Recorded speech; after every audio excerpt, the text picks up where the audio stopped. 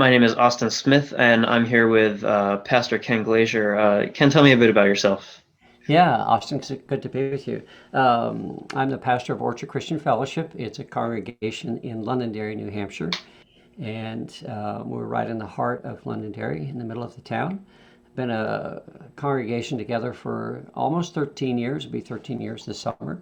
Uh, we are part of the Presbyterian Church, Evangelical Presbyterian Church, and we're a congregation of about 350 people. When we're all together, when we could be all together, it's hard to say how many people are a part of the Orchard these days, but a little bit about myself. Married to my wife Helen. She's a school teacher here in Manchester. And we have two grown daughters, and along with their husbands, we're blessed now to have grandchildren. That's been such a delight.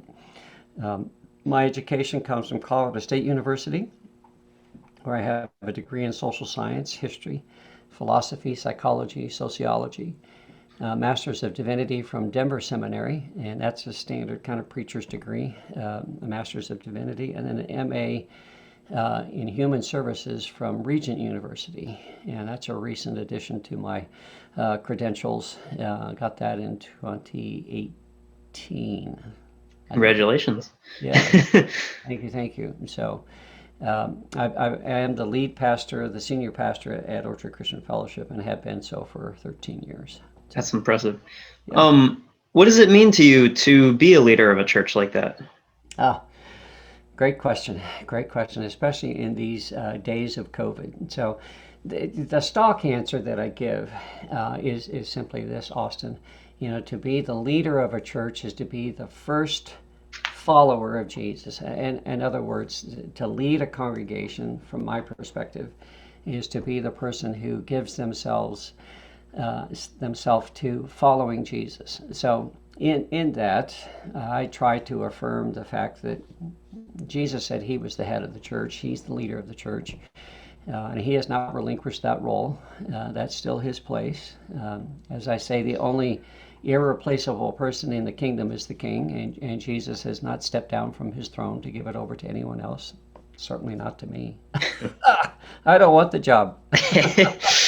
Let him have the job. But Yeah, really. so in that, my hope is that I continue to be a person who follows after Jesus, and in that following, that first and foremost for me is to be a person who knows Jesus, loves Jesus, listens to Jesus, gives myself over to his direction in life and his way of living. So to be a leader of the orchard is to be the first followers, but I do that along with other people. We have a leadership team of our staff, which now numbers about 8 people. And then we have a group of people, we call them elders.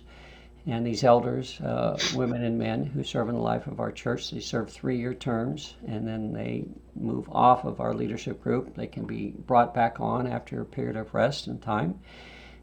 These folks are elected by the congregation, and they're elected basically because we see in them those attributes of walking with God, serving God, a humility that has to be a part of, from my perspective, any person who says they're a leader in the life of a church. One of the key characteristics has to be humility, and by that I mean a dependence upon Jesus and a reliance upon Him. So, yeah, that's kind of where we're at. The Orchard is an interesting church in that we, like every other church that finds itself in the environment of COVID-19, we're a little bit like a startup church in that we're trying to make up some of what's happening, but that's kind of where we're at these days. So I hope that answers your question. Ask me more if you want. Um, 8 people in the staff to 300 is quite a large difference there. Is that difficult to keep up with? Yeah, yeah, it is. It is. So part of what we're about, especially in these days since COVID began, is really beginning to expand our vision for small groups. and recognizing that small groups will be the way we can most effectively care for people.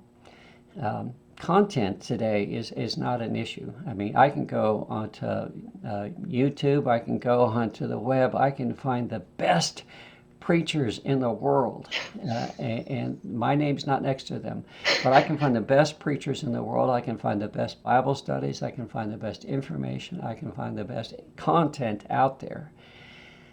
But what we are lacking and what we so deeply, deeply need is a sense of care and community.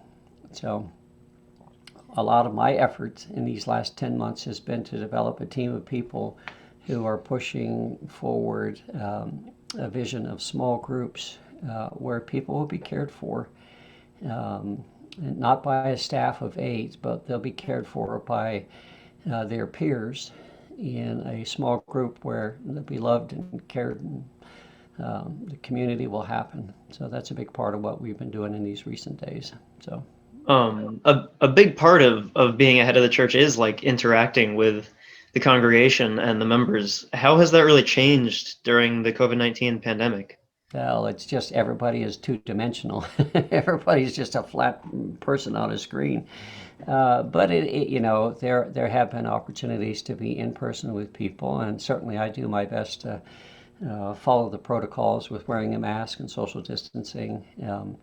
Have been attentive to my own physical health, so that I'm not trying to put anybody in a compromised physical health position by virtue of where I'm at.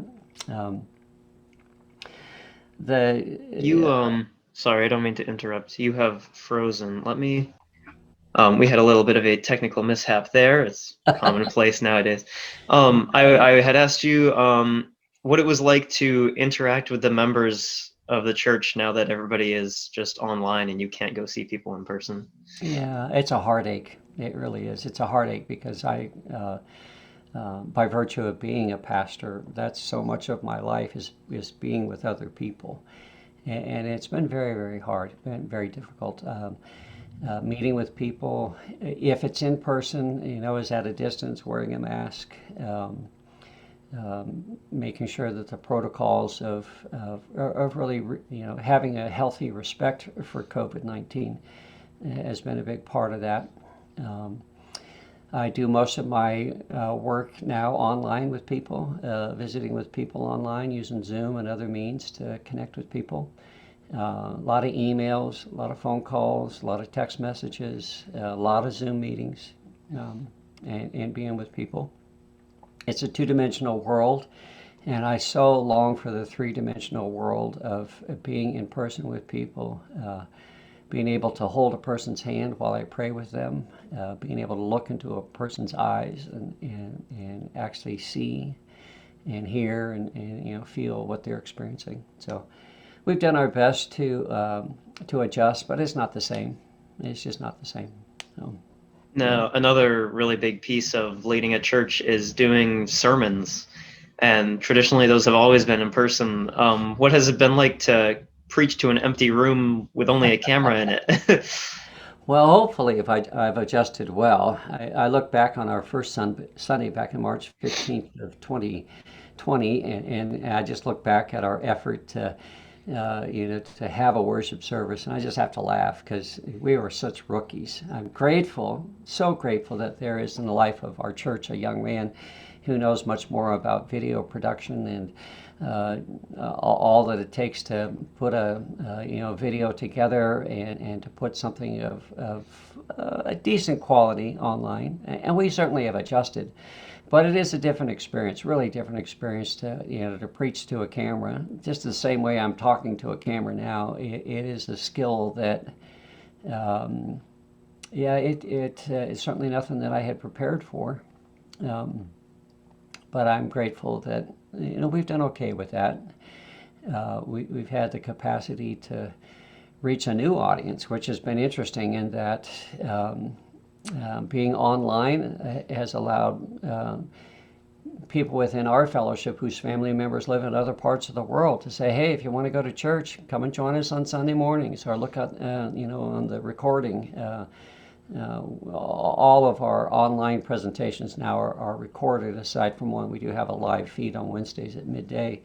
But our Sunday morning worship services are viewed by people all over the world. And we have folks in South Africa and Costa Rica, all over the world. People are having the opportunity to see our online services, and so that piece of it has been really good. Good. Yeah. Earlier you had mentioned small groups. What sort of almost like guidelines have been pushed for small group meetings? Well, for most of our small groups, they are online. We have a couple of small groups that are in person, but they're for younger people, people of high school age up into young adults. And what we know about COVID-19 is that it has less of an impact for younger people. Certainly, high school age and young adults can get COVID-19, but the implications for them are not nearly as difficult as it is for a person my age, in my mid-60s, almost mid-60s. So we do have some in-person meetings. Other than that, our small groups are meeting online. And again, we use Zoom as our platform. People dial in. You know what I've discovered about Zoom is that it really works well for small groups in this regard. If you're an attentive leader, if you're watching, you can see people's reactions all at once to a concept, to a prayer request, to a whatever it might be. And I've learned what I call the lean. Somebody leans into the camera. It means that they've got something to say. And so being attentive to a group of people on a screen, as much as 10 or 12, 14 folks at a time, does require a great deal of attention. And, just kind of looking for the lean, giving people the opportunity to respond. I have found our small group experiences to be not the same as being in person, but just as powerful. Just as meaningful for people to share their story and hear their heartaches, rejoice with them, and to be there for people. So that part of it's still been pretty good. Yeah. This is truly an unprecedented time, but some things always stay the same, huh? Yeah, that's very true. That's very true, Austin. Yeah. Well, Ken, I think that's all the questions I have for you today. That Is was there anything easy. else that you have that you wanted to say before we go? No, it's just I think you're a great young man, and I'm Thank you. excited for you and what you're about, and eager to see what is in store for you in the days and the weeks and the years to come. And I count it a privilege to know you. Thank you. Yeah, you're welcome.